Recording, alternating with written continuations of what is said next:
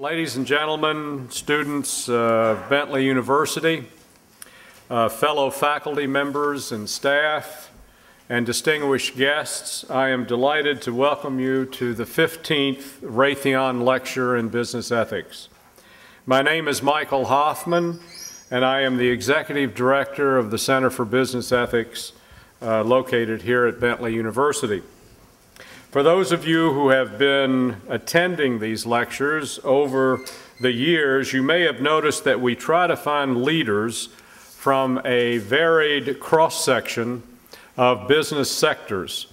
And today it brings me particular pleasure to welcome the leader of one of the most important manufacturing companies in the United States and the world, Andrew Liveris, Chairman and CEO of the Dow Chemical Company. As number 46 on the Fortune 500 in 2009, Dow had annual sales of $45 billion and employed approximately 52,000 people worldwide. It is a company that spans the globe, selling more than 5,000 products that are manufactured in 214 sites in 37 countries. Clearly, Mr. Liveris is a busy man, and we are very grateful for him for taking the time to meet with us and discuss his perspectives on business ethics. Before I invite Mr. Liveris to the podium, I would like to acknowledge the company that has made today's lecture possible, the Raytheon Company. Raytheon, which has its headquarters here in Waltham, is one of the world's leading technology and defense companies. Raytheon has been a long-standing supporter of the Center for Business Ethics and one of our most valued partners. One reason for the strength of this partnership has been Raytheon's commitment to creating a strong ethical culture that pervades the company. I would particularly like to recognize one person who is with us today, Ms. Patty Ellis, Vice President of Business Ethics and Compliance at Raytheon. Patty is an Executive Fellow of the Center and dear friend and someone we all hold in the highest regard. We are also very pleased to see that Patty has been joined by three of her colleagues from Raytheon, Mr. Tim Schultz, Mr. David LaJoy, hi David, haven't seen you for a while, and Mr. Paul Esposito.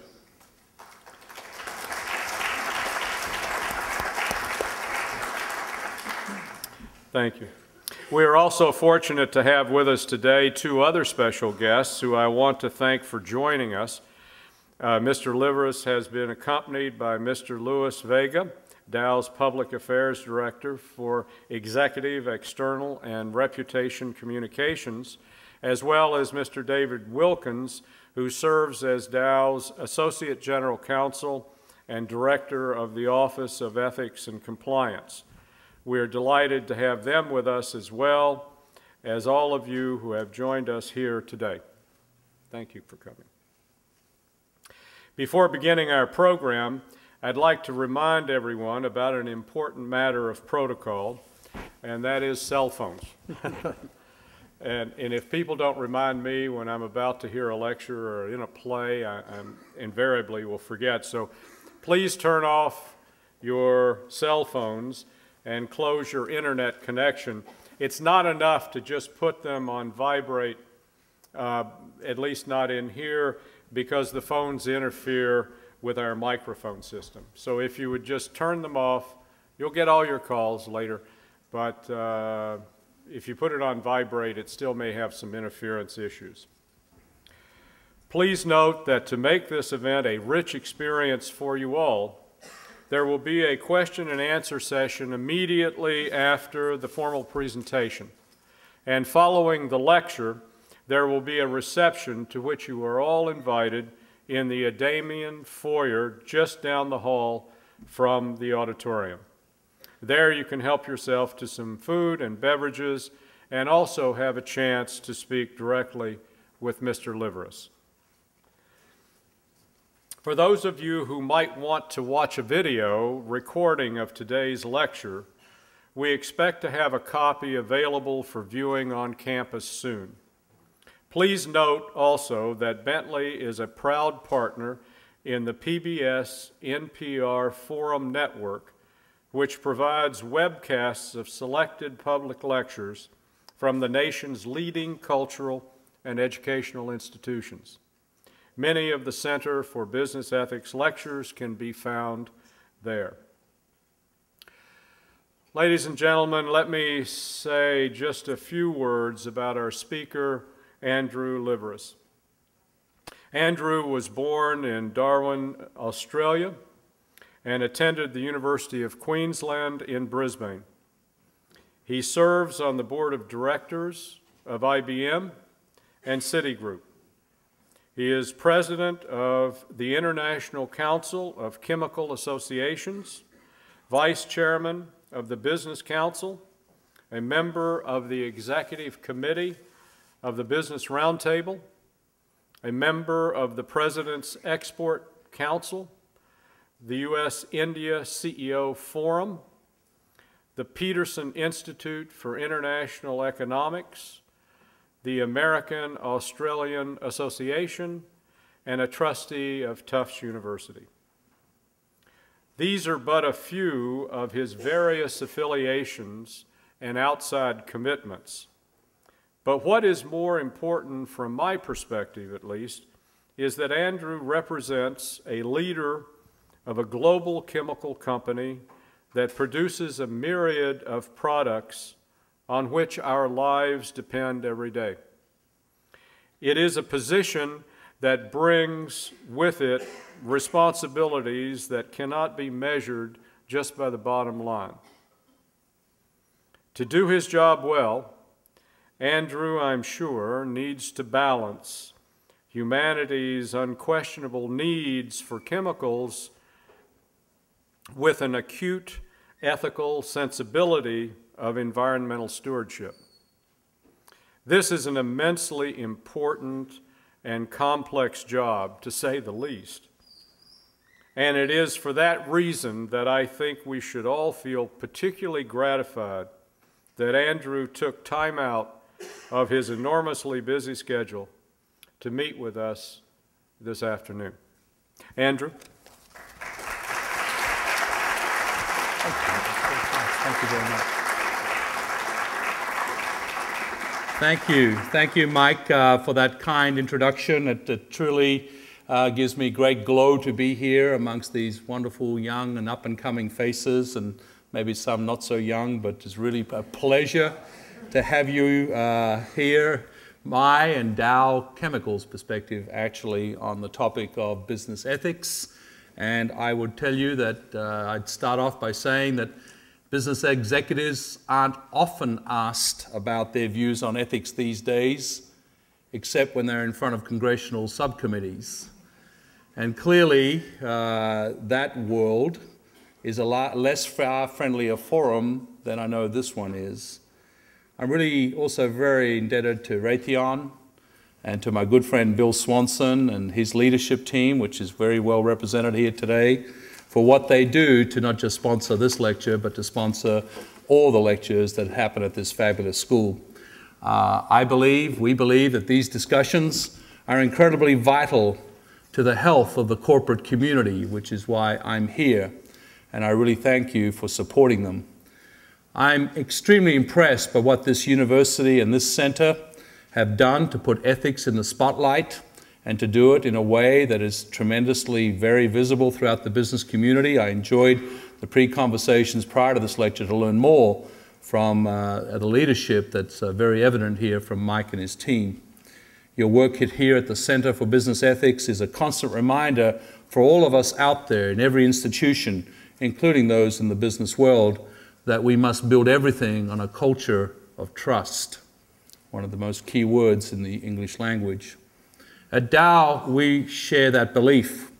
Dow's values are at the core of ethical behavior, and they drive every woman and man that works for our company every single day, from the very bottom all the way to my job. It's the way we treat each other. It's the way we treat our customers and our suppliers, the way we treat our investors and our communities, and frankly, the way we treat humanity. And I don't expect you to just take that statement on faith. Of course, intentions are important, but we in business and in every other walk of life must be always judged by our actions. Ethics, after all, are not supposed to be just abstract principles. They're supposed to be doctrines for the way we behave, the way we work, the way we conduct ourselves in life, as well as in business. And today, in that spirit, I want to give you a sense of how we at Dow have embedded ethical behavior to really adhere to our values into our everyday business strategy. And I want to begin with a brief overview of our values and our vision. Of course, every company has those. You can see them pasted on bulletin boards and on shelves, and of course in every particular room that you might have an office in. What I really want to illustrate though today is how we've taken those documents down from the shelves and down from the walls and integrated them into our very business strategy and our everyday work. I want to show you how we've brought them to life and how we've infused them into what we at Dow call the power of the human element. For me, this is the most interesting aspect of business ethics and ethics in general, and perhaps for many of you, most unexpected of a company that calls itself the Dow Chemical Company. I would tell you that at Dow, we have entered what we consider the third phase of ethics and business ethics.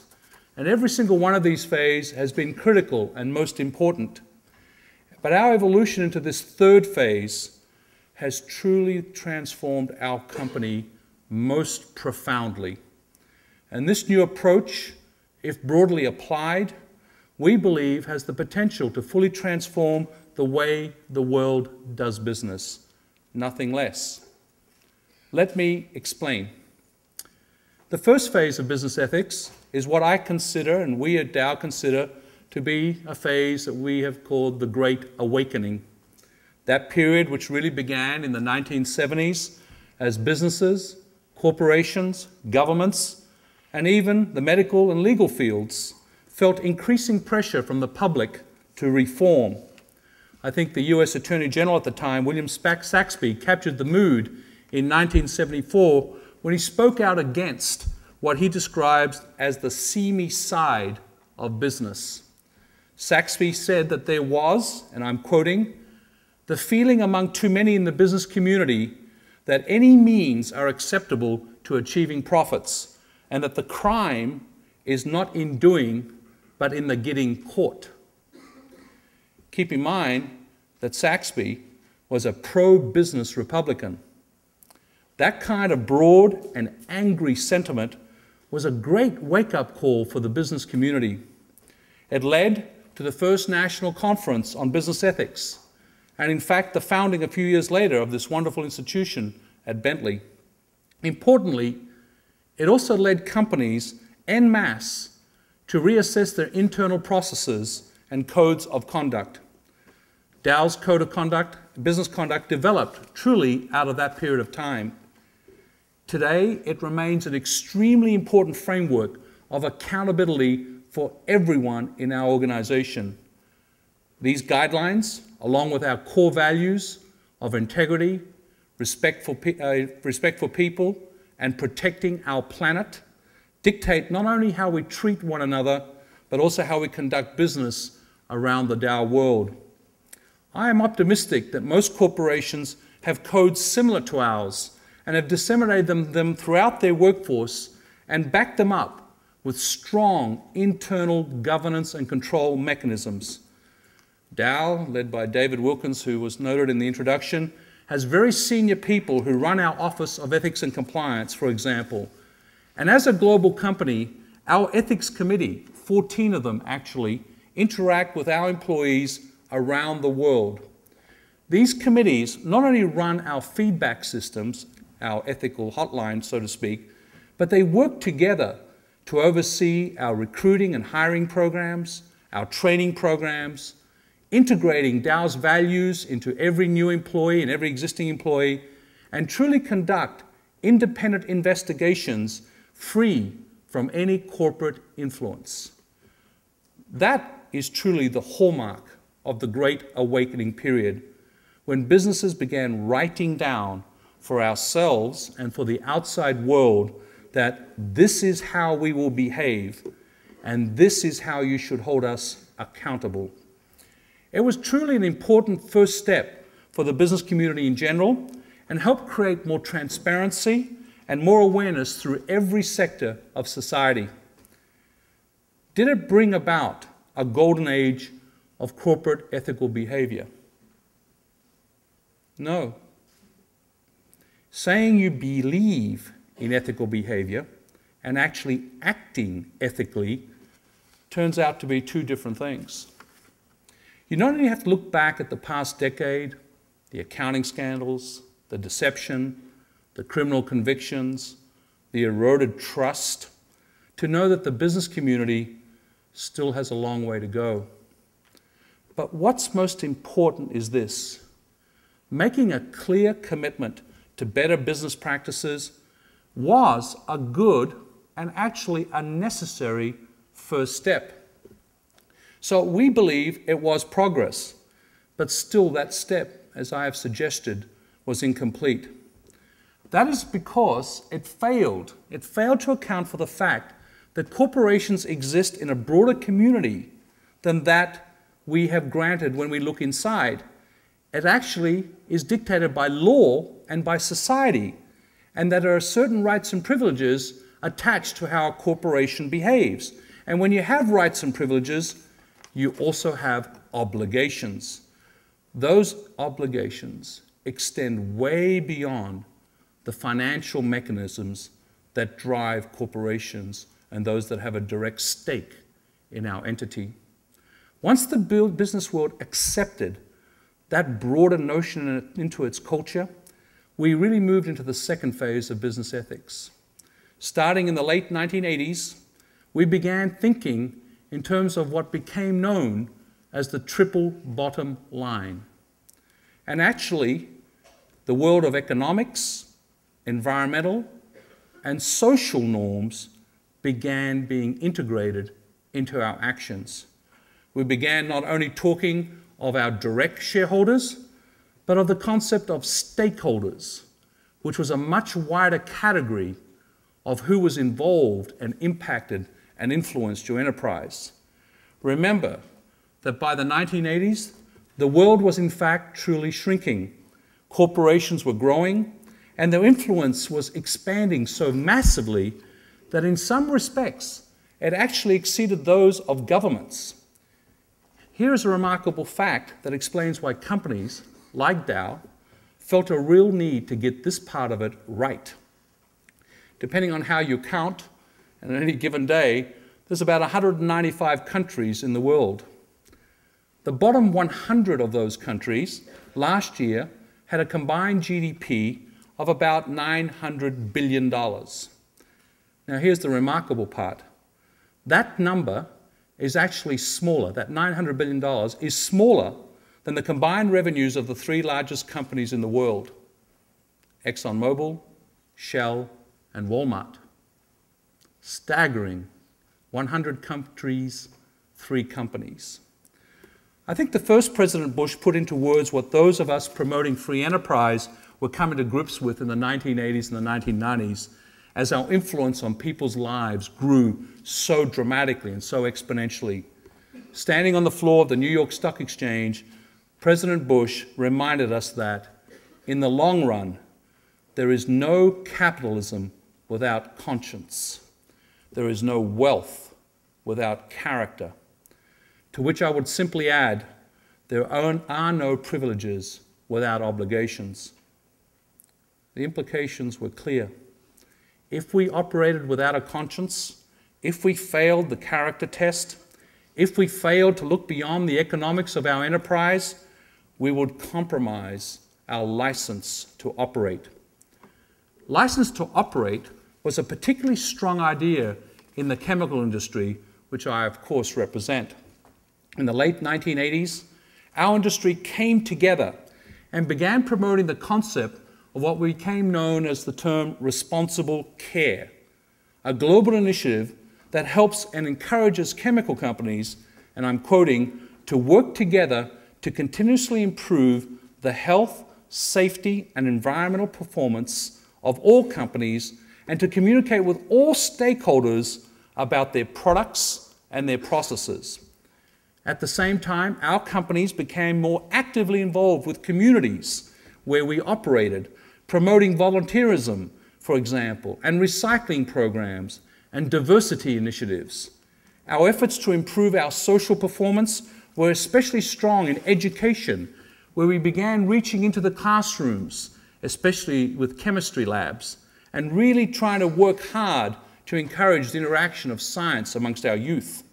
We donated equipment, donated people, donated money, a lot of money, and dedicated our expertise to improve education in science, technology, engineering, and math. In 1996, Dow formalized our intentions in those areas, and we pulled together what became known as our 2005 Environmental, Health, and Safety Goals. 10-year goals that were groundbreaking, aggressive, and transparent, with external reports, with metrics and accountability on a wide range of health and safety initiatives. These goals, as you can work out, spanned 10 years and called for quantum, big changes in our environmental health and safety performance. Embracing that triple bottom line allowed us to make an even greater difference on a global scale. That was especially clear when it came to the environment, and in particular, energy and climate change. As you probably know, the chemical industry is the world's largest user of fossil fuels. In fact, if you look at our company, our operations last year used the energy equivalent of 850,000 barrels per day of energy, of oil equivalent. So it was critical to us, massively important, and of course, critical for environmental responsibility and to our world that we found a way to reduce that demand. And it was never going to be a cheap endeavor. In fact, in that 10-year period of time, I can report that we invested over $1 billion to reduce our energy intensity and take down our emissions as a result. But guess what? It had a financial payback. Since 1990, not only have we reduced our energy intensity by 38%, and since we actually first announced our goal to reduce that energy intensity by 20% in 1994, we have actually saved 1,700 trillion BTUs of energy and prevented 86 million metric tons of CO2 from entering our atmosphere. This energy savings is actually equivalent to all the residential needs of California for 2 years. During that same time, we reduced our absolute greenhouse gas emissions by 22%, well beyond the Kyoto targets. And in fact, we have driven over $9 billion of savings to our bottom line. So it was good for the environment, it was good for the financial reward for our shareholders, and it was good for our fellow citizens. A triple win for the triple bottom line. And that is just one of many stories I can give you within the context of those 10-year goals, and in the concept that interweaving the triple bottom line into our business expanded our concept of taking ethics well beyond codes and guidelines and just simple compliance. Still, the triple bottom line, which is still known by today, had one major limitation. Most corporations treated the triple bottom line as an add-on, a necessary but actually separate initiative to running their business. Foundations gave out money. The environmental health and safety teams worked to improve community and employee well-being. Public affairs teams communicated with communities and made sure that we had great efforts to be a great neighbor. All of these were good and worthy actions, and I would not minimize their positive impact that they had on the business world and on all stakeholders, just as I would not discount the importance of the first phase, the Great Awakening. Both necessary, both important pre-steps, stepping stones, if you like, to where we are today. And this is the part where I'm the most proud of our company, because amongst many companies at that time, we realized it wasn't enough.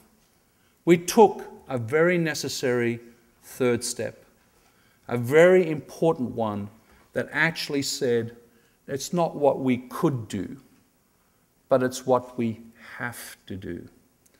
If we wanted to continue to grow our company, if we wanted to truly live our values, we realized we would actually have to integrate the triple bottom line into our complete business strategy. We would have to, in other words, make the human element, humanity, and our life on this planet a central part to everything we do in our business. That's the next phase. As I said earlier, it is not only the most exciting phase, it is not only the most transformative phase, it's the most essential phase. Already, in the 6 years where I've had the privilege and humility to lead this great enterprise from Outback Australia to Outback Michigan, I've got to tell you, watching our transformation to merge our vision and values into our business strategy is what excites me every single day I'm awake and working for the greater good. Some of you have maybe read about these changes that we've made, that we've put into our structure, into our organization, and into our goals. We call this phase the Great Integration, how we've infused the values of sustainability and corporate responsibility into the DNA of the new Dow, where we've taken the term sustainability and changed it away from the noun to the adjective, where everything we do has sustainable in front of it. Let me begin to explain a sense of that transformation. When we looked at the business environment several years ago, we saw the emergence of humanity's greatest challenges as this century began to unfold. We saw the great demographic trends, and we identified them, and we basically defined them as irreversible, that these game-changing global societal shifts, megatrends, will shape the way we live and work and interact with each other for the next many decades.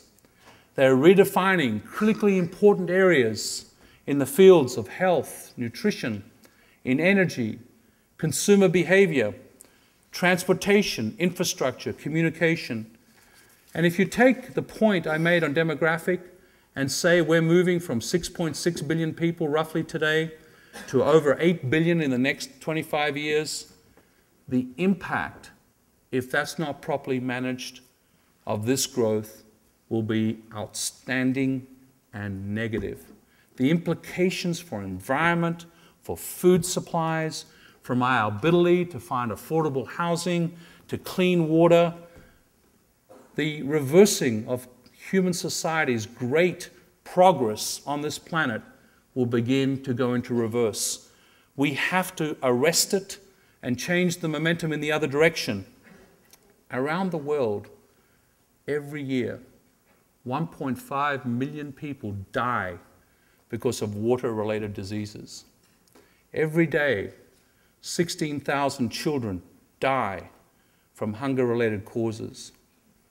The fact is, as our world gets smaller and humankind's problems become more complex and challenging, the stakes are raised for all of us.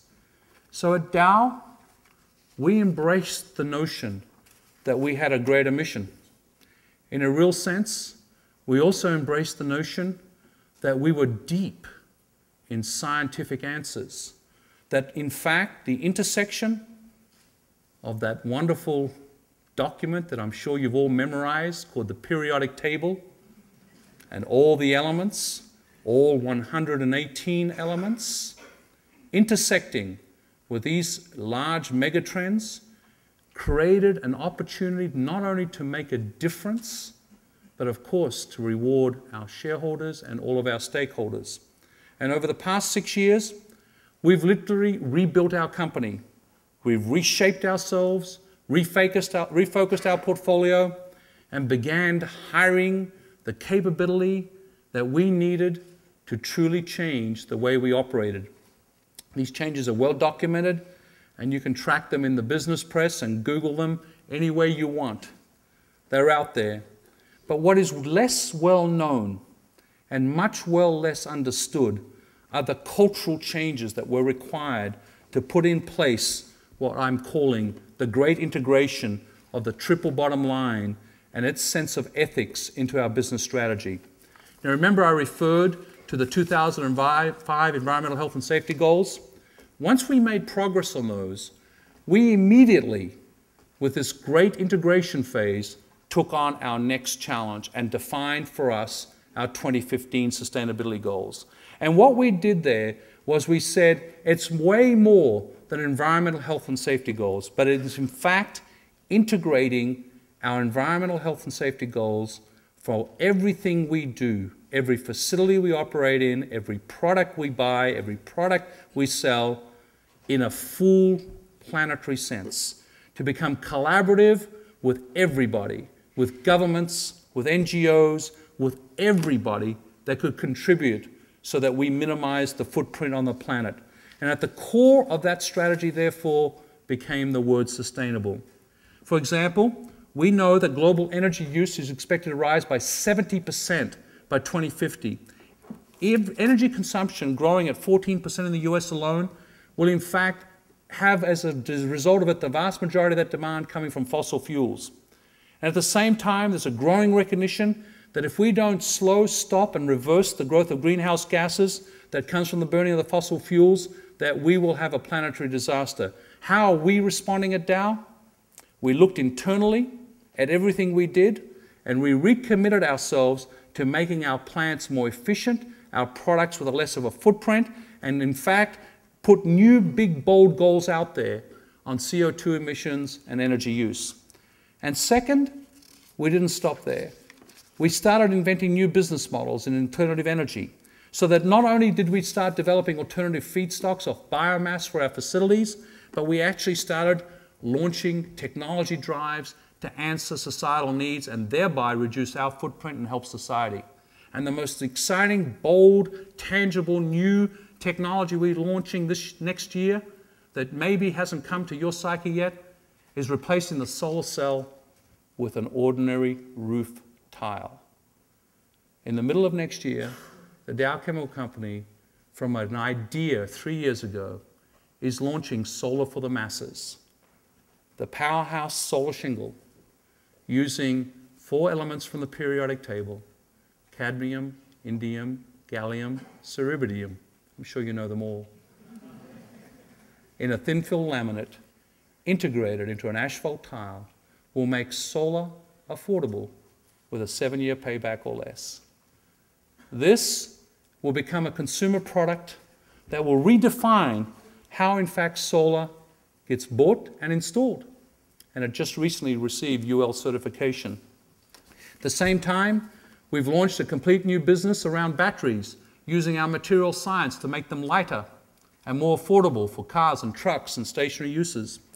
And we have other products and other new technology launches. In fact, our R&D pipeline in the area of sustainable products now exceeds 500 new products with a total NPV value of $30 billion, all driven by our scientists solving human challenges, all driven by clean energy technology, affordable housing, clean water, and affordable and nutritious food. You know, these are the basics of human existence. And yet, when you really look at providing some of those basics to every human being on this planet, they are mankind's greatest hurdle. And for a science company like ours, they truly represent a vast opportunity to do good. And frankly, as I go through these examples, whether they be omega-9 canola oils, which give healthy fats next time you buy a Kentucky Fried Chicken, you know it's good for you. Did you ever think you'd say that? Over these past 3 years, we have replaced nearly 500 million pounds of bad fats from your diet. Did you know this company was doing that? In water, we have developed new reverse osmosis filters that not only give you clean water from areas you can't imagine being recycled, but allow our military to fight wars and carry backpacks so they can have water on their backs, or allow villages in India, 12 million people, getting access to new technology at affordable prices through a partnership we have with a company called Water Health International. 12 million villagers getting access to clean water using new technology that's affordable. That's what our company is doing. This is not checkbook philanthropy. This is redoing the business model of sustainability. You can do good and get a return for your shareholder. We are forming innovative public-private partnerships like we've never had before. Whatever you are reading and are feeling, the NGOs who criticize are the few. The majority are our partners, and we're working with them from filtration technology to nutritional technology to clean water for the poor to allowing humanity on the planet at the bottom of the pyramid to access your lifestyle. So what we've done is we've integrated this into everything we do. And frankly, unless you did that, those sorts of partnerships would not be possible unless you had this great integration phase of how we do business in an ethical and sustainable way. Let me just give you another quick example in the water area to let you know this isn't just in India or in Southeast Asia. Just down the road here, one of our participating cities in our Live Earth run was Marlborough. And in fact, Live Earth, if you haven't followed it, has raised money so that we can actually provide for the people around the world access to these business models I've just referred to. Live Earth was the largest awareness, education, and in fact, fundraising water initiative in history. And it was brought to you by our company. We made this commitment at the Clinton Global Initiative in 2009, and we pledged our commitment not only to raise the money, but to actually provide our expertise. This great integration, this third phase of business ethics, ensures that each phase and each initiative is supported at a level that could never have been supported before. In other words, it's not only the right thing to do, but it's also the economically right thing to do, which is the greatest driver in business you can imagine. We have found that there is opportunity where you can make a sustainable difference. And when you do, there's an opportunity to create rewards for your shareholders. I think that's what President Bush meant when he said capitalism with a conscience. This is how Dow is innovating across our entire company to develop solutions essential to human progress for providing sustainable solutions to our customers and our fellow human being. At the end of the day, I hope we are practicing the belief that Henry Ford, another Michigan entrepreneur, described more than a half-century ago. He said, "A business that makes nothing but money is a poor kind of business." Now, just a little kind of footnote here. Don't get me wrong. I won't have a job if I don't make money. So please understand, the profit motive is integral to how we do business. But it gives us an opportunity to integrate not how we make money, but how we integrate the reward for our shareholders to supporting all of our stakeholders and truly reinvest in providing innovative solutions that can do both. The modern day corporation cannot exist solely for the profit motive. Modern day corporations need to have a modern day lens. And if you embrace that view, as we do at Dow, that we are part of the world and therefore have that kind of ethical obligation to help humankind move forward, then business, any business, can be much richer and much more rewarding. I like to think of the first phase of doing business, the business ethics, as an awakening of business to the idea that sustaining business on this planet meant protecting them from within the enterprise, where our values defined our culture, but external audiences were largely ignored. The second phase, the triple bottom line, introduced sustainability as a concept and created parallel programs. The key word is parallel, where business was a partner but not a driver to sustaining life on the planet. Here, profit and planet coexisted. This third phase that I've talked about introduced the idea of integration of the idea of sustainability with the concept of sustainable life on the planet to create sustainable growth, where business has now become the driver and the enabler to protect life on the planet. And that's why, if you remember the values I talked about earlier, a year ago we introduced the value protecting our planet to the other two values that we had. Before I take your questions, I want to close with a special message to most of you, the young people in this audience. You heard my story from Mike. I'm a chemical engineer. I'm the son of Greek immigrants to the outback of Australia.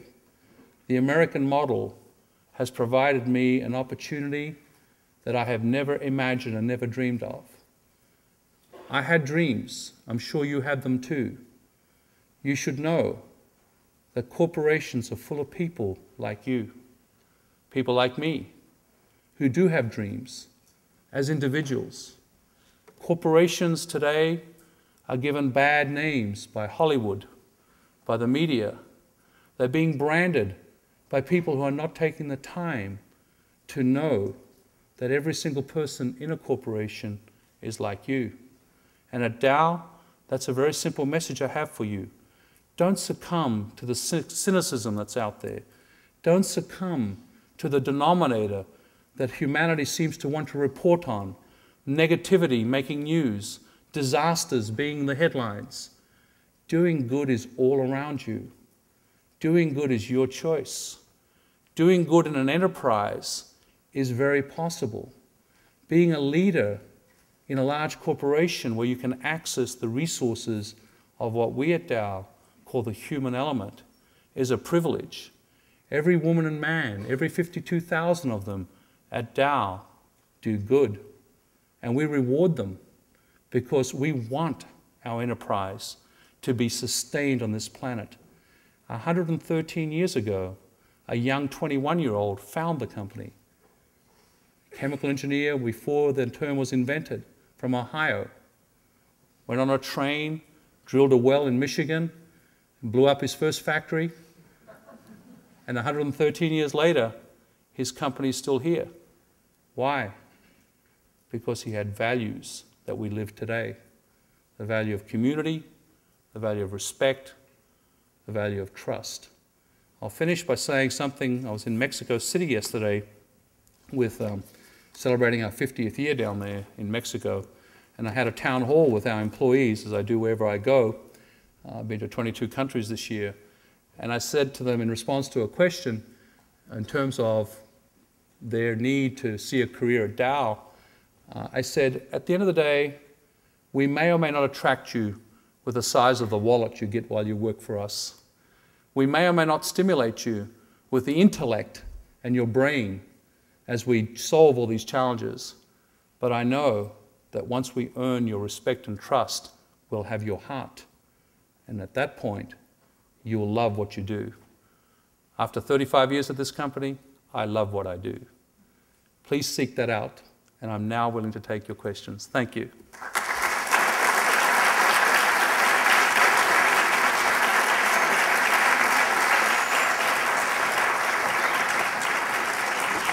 Thank you, Mike. Thank you.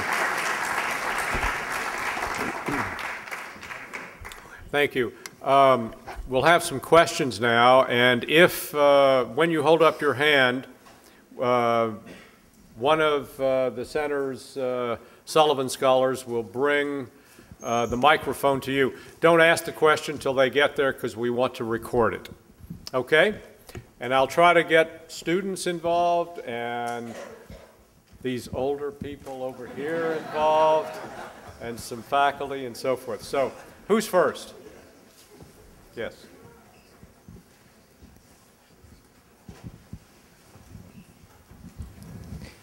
Hi, I work in a company in Pakistan called Master, and this company is one of your loyal customers for the last 25 years. And this is about the polyol industry is what I'm talking about. And about 2 years ago, you guys left Pakistan for political instability or whatever reasons you guys had. But all your loyal customers sort of felt neglected and pushed away from doing business with you. You guys had 70% of the market 25 years ago. Today it's no longer present.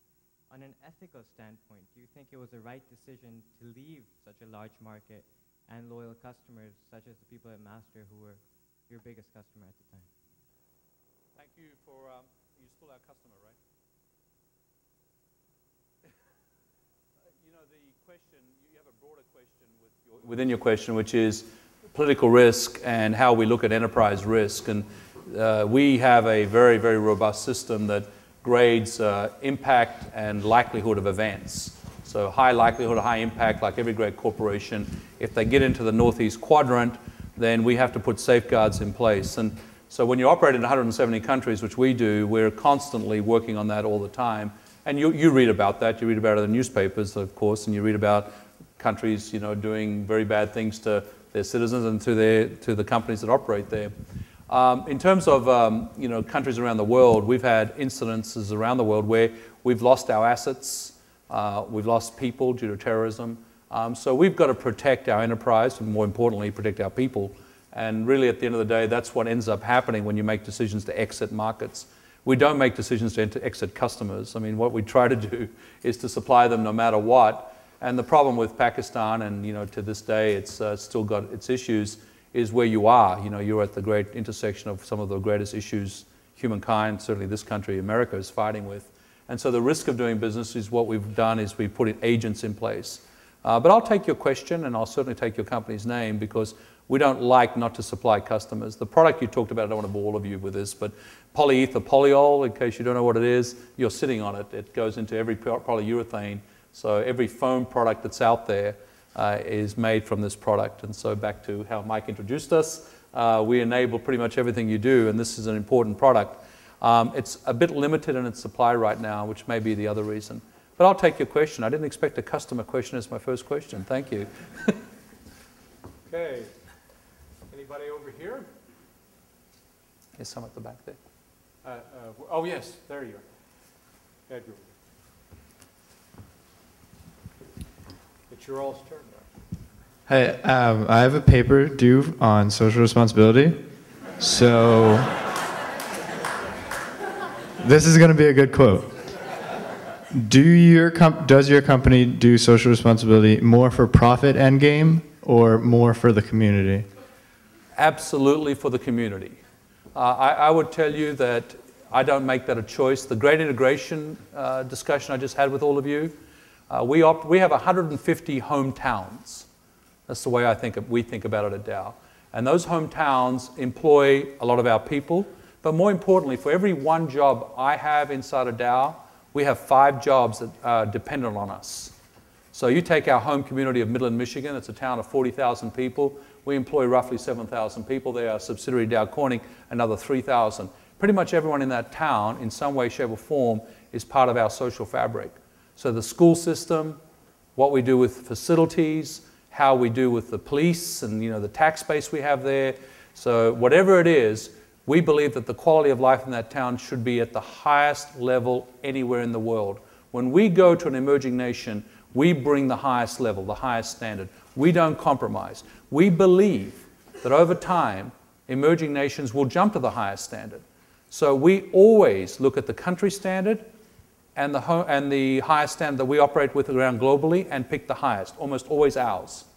And so that's the notion that might also say to you that if you're doing that, don't you become uncompetitive because you're adding costs that you might otherwise have. We are willing to see that as an investment. Okay? It's not a cost. Why? Because we have seen it all over the world that we've operated at. Eventually, that country develops the standards and the practices that its society and its citizens demand. Okay? And we're already there. We're operating at the highest level. So everyone else has to catch up. And I think if you have that fabric, if you have that lens, then in fact, you will not regret it. And you won't even see it as a social program. It's integrated in who you are as a company.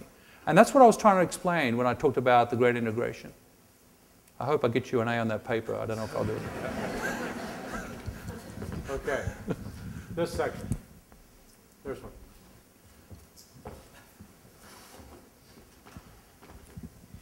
I'm in an environmental policy class, and one of my questions was you were discussing the shingles with the solar panel. My question was, is there any potential government support or incentives that you can lobby for the government to give citizens an initiative to purchase those shingles and kind of develop a partnership with the government that's both profitable for you and important to bring renewable energy to the nation? Yeah, at the risk of testing people's political bent in this room, I might actually suspect what it might be, but I won't go there. I would give the President and his administration incredible credit for being responsive to your question. Fundamentally, that solar shingle project would not exist without the stimuli that the government put in place on alternative energy. So we had the idea, but to cross the initial hurdle of even the investment, the government had to be our partner. So point number one. But point number two, heart of your question, they formed a group of companies, and we were one of them, who said, how do we do what Germany did, which is feed-in tariffs? I don't know if you're familiar with that, which is in essence a subsidy, which encourages the homeowner to look at how to reduce costs, because the feed-in tariff is so high, they have to go to an alternative. And then they provide a subsidy with, in fact, reducing the feed-in tariff. So it's actually provided to the homeowner, not back to the utility company. Increases the cost to the fossil fuel guys, but in fact makes it better for the homeowner. So it incentivizes the homeowner to actually do the conversion. That sort of program and other programs like them, weatherization. I mean, I've used this quote in other forums. The average American home built over the last 10 years, the average American home has a 4-foot hole in it. It's built so shoddy. All these developments that are now going through what they're going through with foreclosures were put up by developers. They were done not to common standards, so they have cracks. So weatherization alone would be a major payback. So how do you get someone to weatherize? They have to insulate. They have to get products around the windows to seal. So these are new homes, not just renovated homes. If you put weatherization programs in place and help the home consumer through subsidies and what you just said on alternative energy, you can actually go to a vision of a home that's an energy exporter. And in fact, we at Dow have built one of those homes and are about to build another half dozen around the country. It's called Net Zero Energy Home, where an average family of 4, through subsidization, through weatherization initiatives and a feed-in tariff, can actually have the payback in 5 or 6 or less years, and while living in the home, be a net exporter to the grid. Can you imagine every home in America doing that? And how much load it'll take off our use of fossil fuels? So I'm a big proponent of President Obama's alternative energy and efficiency programs. I don't think they get enough credit for that, of course, for all the other things that are going on. But we at Dow have been very much in that partnership model to try and happen what you just asked. Yes, I see one there.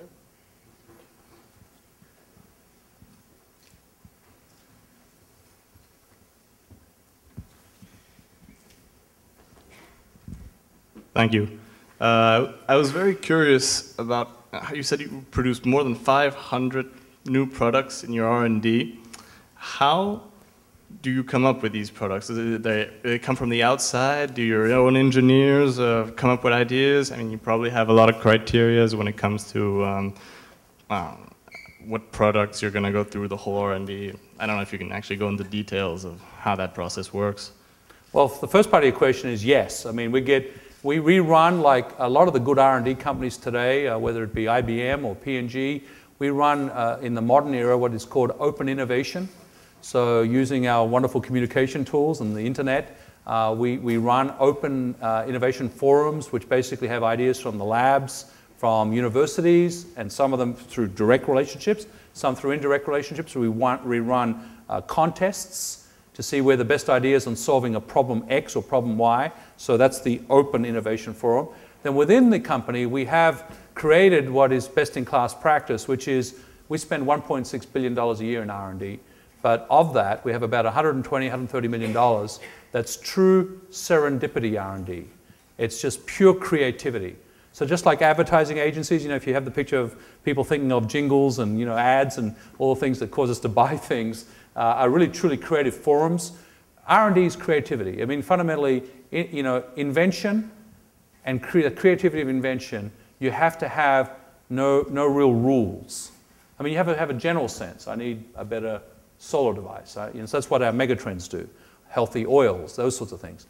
But to think of ideas at the lab bench level, you need creativity. So we have over $150 million dedicated to that. And then the scientists we hire for that are kind of, a little on the eccentric side, maybe. I mean, just people who like doing that. And there's people like that, believe it or not. And so we have a lot of great scientists. And I think what really happened to us to put all that together is what you said in your second part of your question, which is, again, not to give over detail, allow other questions, but all of us, the idea of an invention becoming a real innovation. So they're very different things, right? So how to commercialize from an invention innovation. There are very big stage gates. I'm sure Raytheon does it, where you march through various milestones and say, okay, before I put more money into it, I need these validation steps. And then you get all the way to the commercialization side, and you start spending serious money to scale it up, which is where the solar program is right now, actually. So those are very specific, very methodical processes. They're very much available. And we run that as a business-driven activity, so the businesses are not disconnected. And I think the other thing I'd say to you is you have to have the best people. We have a for-hire sign on at Dow on scientists and technologists. The compete in the world today is not finance, it's not natural resources, it's human talent. And so we have to have the very best people.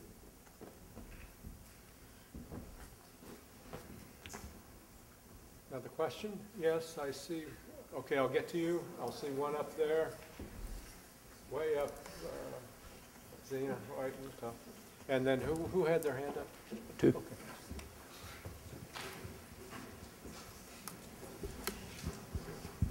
Thank you. Hello. Hi. You talked about that you had some 15 ethical committees in place. They're internal, but you said they work independently. How does that work? I'm almost tempted to give David Wickham's answer this one, so I'm off the floor at him, but I'll see how good I do, David. Correct me if I'm... So it's 14. They're regional committees which reflect the Dow world that I talked about earlier. They're headed by almost always our regional president for that area. And they're staffed by very senior people from different functions and businesses from that region.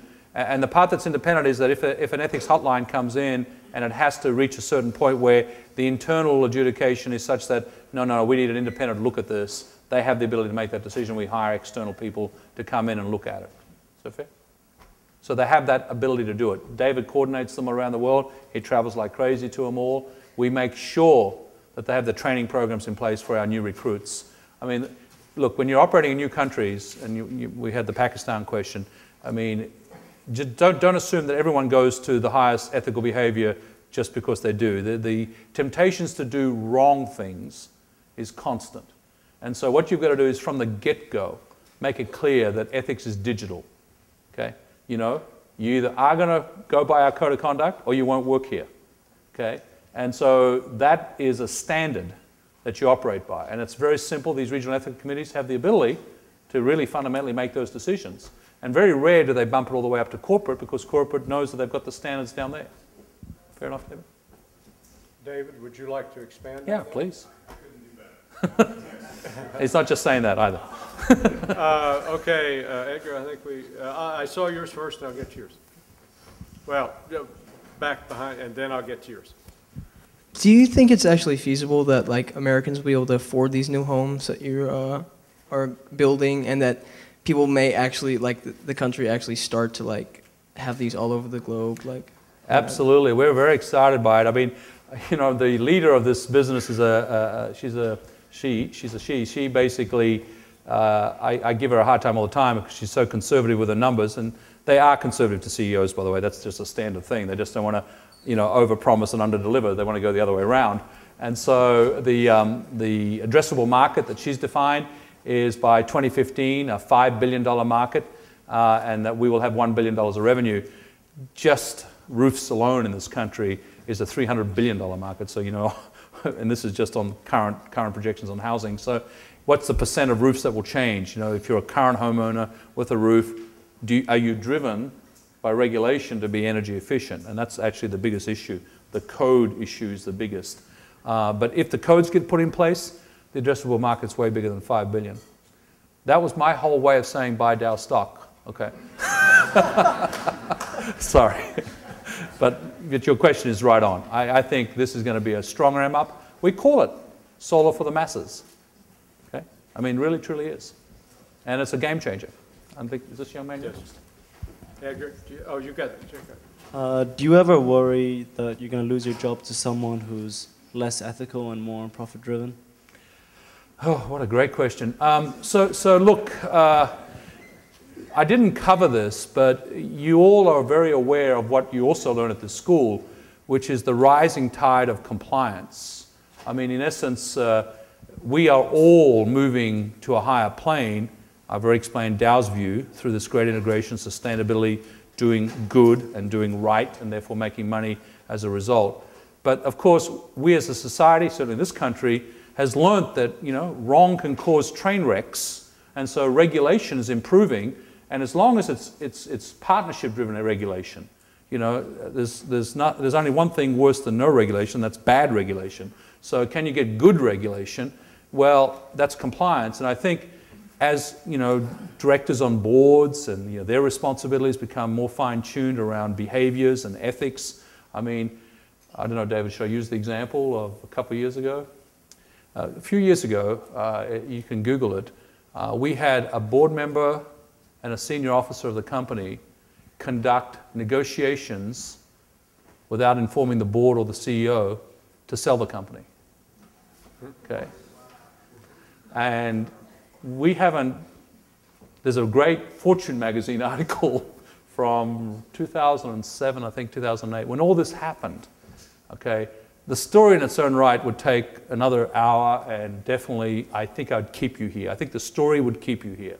So at some point in time, you know, we'll write the book and you can read it, but the short version is what I'm so proud of is once we found out, and when we found out, we definitely found out with strong evidence, then I and the board got together and said, here's the evidence. Obviously the board met without that director, and it's real, and what's our next course of action? Well, talk to them and let them know we know and explain themselves. Okay? If they don't explain themselves, what is our next course of action? Our code of conduct is immediate dismissal. So we immediately dismiss them. Okay? A director and an officer of the company. The rest can be a very long story. No one is exempt. Okay? So can someone get to my job where it's just the profit motive and the ethic motive goes sort of kind of, you know, gets under the rug? I think the governor on this now is so attenuated to doing what's right that I think that chance is almost minimal. I don't, David, would you ever see it? Not from any of the current candidates. Yeah. Well, see, that's a better answer, actually. That's called job security. I like that answer. Yes, right up there. Zena, no. They want you to record you too.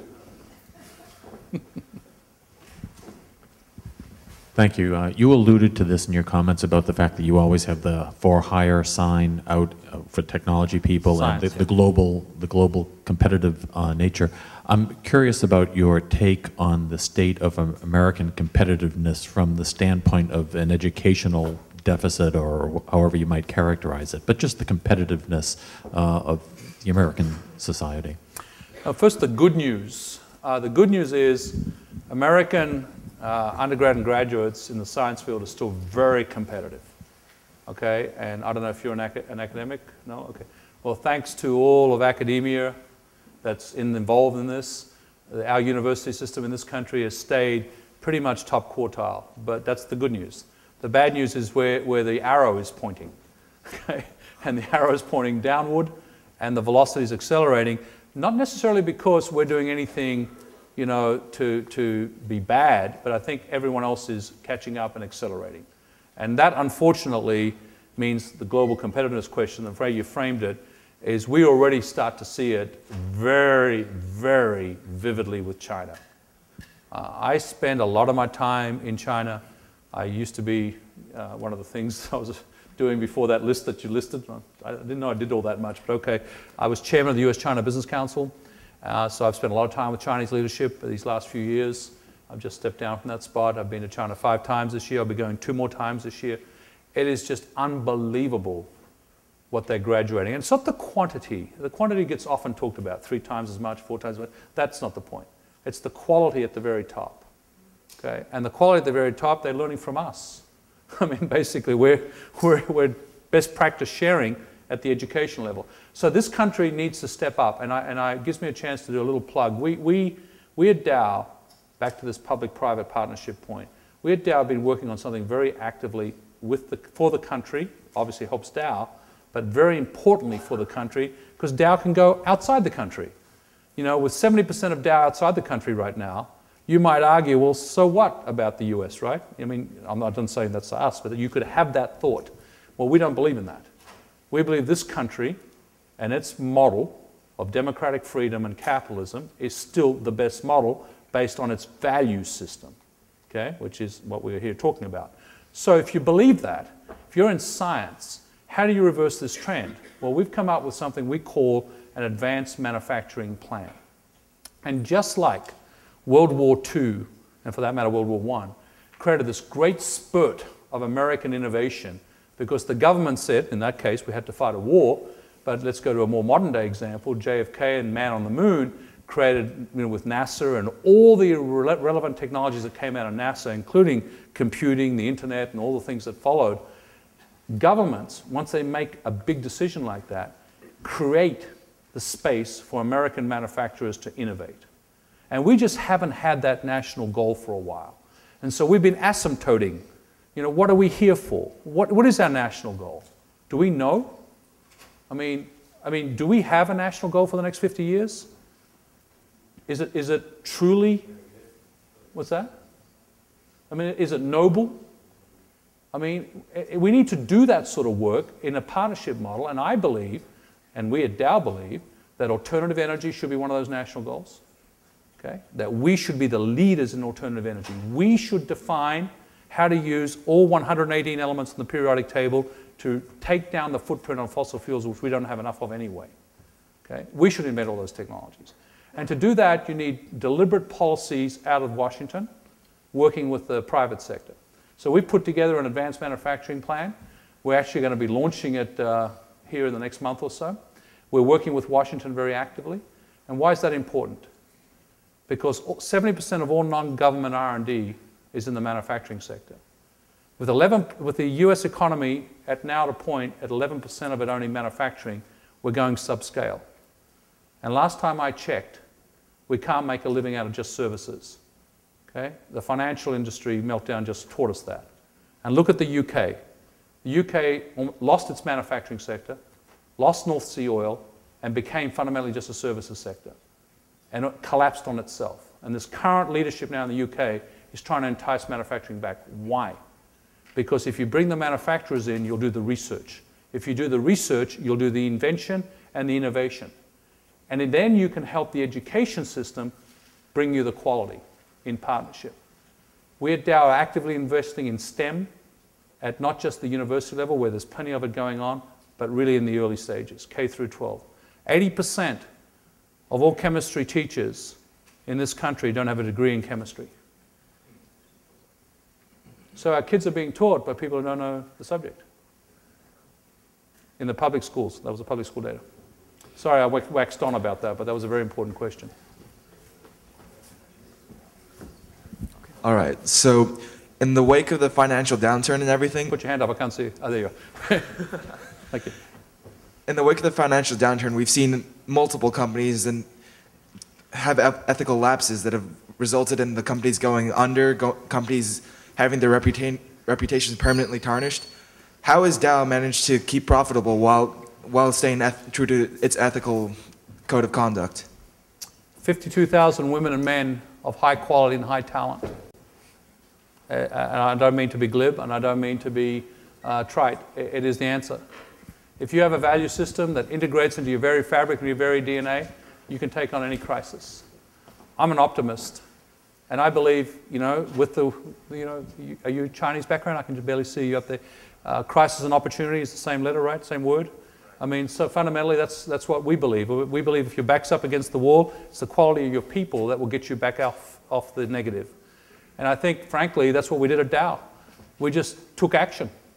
And we mobilized 52,000 women and men, and we came out of it just fine. For those of you who don't know and haven't Googled us, we also were in the middle of our greatest acquisition ever. So we kind of, we had a little bit of a hiccup, if I could say it that way. So it wasn't exactly, easy. But sometimes, or most of the time maybe, doing the right thing isn't easy. Okay? So we actually kept, we had our best safety record in our entire history last year in the middle of this crisis. We never went cash flow negative. Our ethics violations were down at a minimum. Okay, so it's possible, but it's only possible because of human talent. I think we could take one more question. Yes. Thank you. Look. You've worked hard with Washington.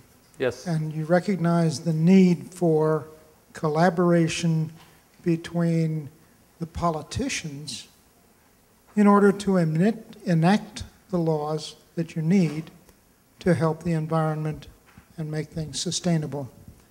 Does Dow itself support individual candidates, political parties, or organizations that can now legally donate money anonymously?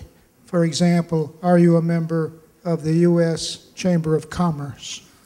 Yeah, well, answering that first, we are definitely a member of the U.S. Chamber of Commerce, but we're a member of many, many, many institutions, which is now starting to address your question. We have a PAC at Dow. They make independent decisions, independently appointed. It's employee volunteered. It's totally employee different. It's not driven by our company. We have at our Public Interest and EH&S Affairs Committee of the board, we often just have regular reviews on where Dow is, and it's not party-driven or candidate-driven, it's policy-driven, period. So, I don't care if they're red or blue. If they do the right thing, okay, as defined by what we see as the right thing, which is back to that other question, the right thing is not just how to make more money for Dow shareholders. The right thing is for our entire agenda, like this alternative energy conversation. My dream and our wish at Dow is that when we have these partnerships, it isn't driven by a party platform, it's driven by the right person with the right policies, because they're engaging with people like us who know certain things that they don't know. I would tell you, despite popular belief, you'd be surprised at how many good politicians you actually have in this country. Okay? The people who get the headlines again are the ones who aren't so good. But we work with really fine politicians, women and men, of both sides, who do actually get it. So I don't despair at our model here. I think the Founding Fathers, and remember, I'm not a citizen of your country, I just find this amazing what the Founding Fathers did in creating your Constitution and how it's always meant to create balance and find consensus. So I don't think playing either side or playing a person because of the color, i.e. red or blue, is the way to go, and we at Dow don't believe that. It's what's right for the country, back to what is the vision of the country, what's right for the country. And we're a citizen in this country, and we're proud of it. We're proud to be a citizen of this country, and we want to continue to be a citizen of this country. And I think if you have that attitude, this whole political debate goes to a different place, which is the way we approach it at Dow, period. By the way, just very recently, we had this entire review at the board. And you imagine, we've got a board just like any other company does. People of different shades and stripes and political views. But on this agenda, we are policy-driven for what's right. And I'm very proud of that for the company. That's actually why I've stayed at this company for 35 years. It does what is right instinctively. Okay? And then we have people like David making sure that that's always right. I'm going to take the prerogative, if you'll bear with me, just a quick question. You're the CEO of Dow. You're also on the board of, I think, IBM, and I think also Citigroup. Yes, sir. Citicorp. Yes, sir. I wonder if you could tell the students and our guests, what do you see as the responsibility of board members toward overseeing and ensuring and developing an ethical culture in a corporation? Oh, I think, thank you for that question. So I mentioned it already when I talked about our board and I talked about this violation we had and how fast they acted. It's very similar, and these are two great companies, Citi and IBM, are American institutions. A board member isn't a manager, just to make that very clear, right? So a good board member doesn't manage the company and doesn't seek to. But a board member is always vigilant to understand where are the cracks in what a company does. And they fall into the three buckets that matter, okay? And I've talked about some of them already. Strategy, risk, okay, and people, and mostly people succession. So risk is right at the heart of your question. So what's risk? Okay? Well, risk is you have frameworks, government, regulation, which is law. I mean, you have to operate according to law. But often, law is inadequate. Okay? So therefore, you have to create your own frameworks. And that's what you look for as a board member. Is this company creating its own framework? Has it evolved over its many years of existence, in both of those many years, many decades? Has it evolved its frameworks so that they're at the numerator and always forward-looking rather than reactive to the bad event that just happened? And is it fixing on the run? Or has it anticipated? Okay? Not because regulation is heading there, but because society is heading there. And good board members are often asking questions like that. I often call it not just looking around one corner, but trying to look around two corners, which is not easy to do. But if you're a board member and a shareholder is paying you to represent their enterprise, you have to go there with a perspective that is broad and then allows you to go deep on those three topics. And that's what people like me try to do because I'm an operator. I operate a company, so I get down into the DNA of one company and then bring out from that DNA how the other companies may or may not operate. So it's a good check and balance. I think you have to have diversity on the board, though, to get that right. And often boards fail because they don't put diversity on the board. Thanks, Mike. Very good. Please join me in thanking Mr. Liveris. Thank you. Thank you. Thank you. Thank you. Thanks very much. Thank you. Thank you.